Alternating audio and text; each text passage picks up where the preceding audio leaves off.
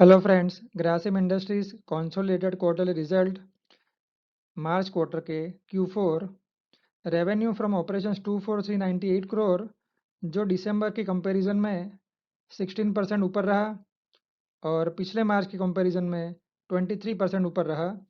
Other income में थोड़ी decrease हुई है, दिसंबर के कंपैरिजन में 60% डाउन और पिछले मार्च की कंपैरिजन में 52% डाउन।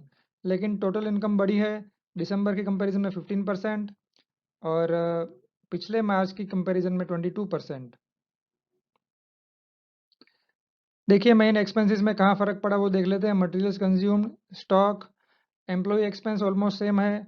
फाइनेंस कॉस्ट मार्च की कंपैरिजन में पिछले मार्च की कंपैरिजन में 23% डाउन रही और डेप्रिसिएशन ऑलमोस्ट सेम है। अदर एक्सपेंसेस बढ़े हैं, देखिए 14% ऊपर रहे March two March, Q4 to Q4 और उसकी वजह से टोटल एक्सपेंसेस 13% ऊपर है पिछले मार्च की कंपैरिजन में और दिसंबर की कंपैरिजन में 14% ऊपर रहे।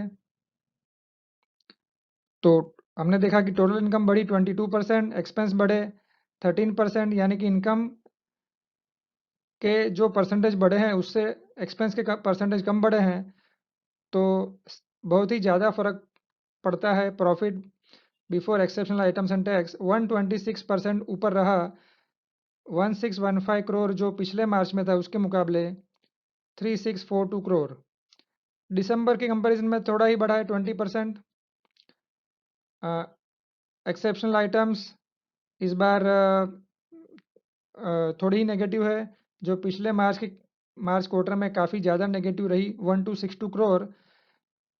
जो एक और वजह है, इस बार प्रॉफिट बिफोर टैक्स 3580 करोड़ है, लेकिन पिछले मार्च में था 352 करोड़।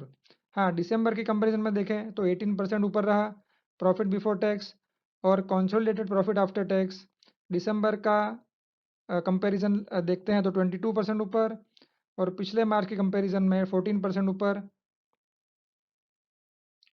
तो फाइनली देखिए अर्निंग्स पर शेयर, क्वार्टरली अर्निंग्स पर शेयर दिसंबर की कंपैरिजन में 24% ऊपर और पिछले मार्च के कंपैरिजन में 14% ऊपर। ये क्वार्टरली हमने कंपेयर किए। अभी एनुअल रिजल्ट्स देख लेते हैं, yearly results. Revenue from operations almost same, देखिए 2% डाउन। अदर इनकम 9% अप, तो टोटल इनकम 1% डाउन रही पिछले साल के मुकाबले में। मेन एक्सपेंस देखिए मटेरियल्स कंज्यूम काफ़ी कम हुए, स्टॉक में बढ़ोतरी हुई और एम्प्लॉय एक्सपेंस थोड़े कम हुए, ये अच्छी बात है, 6% डाउन रहा। फाइनेंस कॉस्ट में बढ़िया कटौती हुई 23%। Depreciation almost same, other expense almost same, तो टोटल एक्सपेंस बढ़े हैं घटे हैं 5%। तो हमने देखा इनकम बढ़ी, इनकम घटी 1%, लेकिन एक्सपेंस ज़्यादा रिड्यूस हो गए। इसकी वजह से प्रॉफिट बिफोर EIT 33% ऊपर रहा।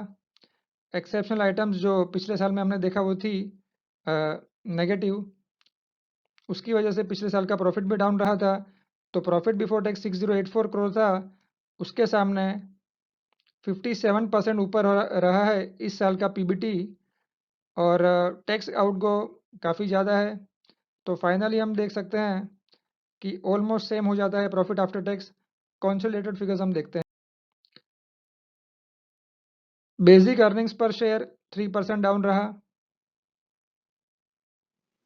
ग्रासिम 1378 रुपीज़ पे क्लोज हुआ है आज के दिन और ये जो फिगर्स हमने देखे हैं पिछले 1-2 महीने में, वो जो ग्रासिम का पहला ऑल टाइम हाई था 2017-18 में, वो भी सरपास कर दिया है और 2020 के जो लोस थे वो तो उससे तो काफ़ी ऊपर स्टॉक चला गया है।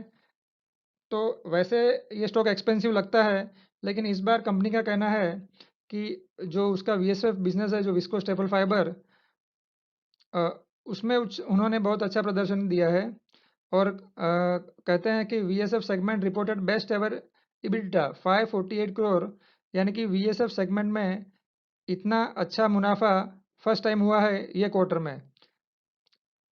तो उसकी वजह से स्टॉक की जो प्राइस है वो भी बढ़ती है नॉर्मली, जो भी दिसंबर और मार्च क्वार्टर में जो अच्छा प्रॉफिट दिखाया है, उसकी वजह से भाव डेफ़िनेटली बढ़ता है। अभी ग्रासिम इंडस्ट्रीज़ थोड़ा प्राइसी लग रहा है।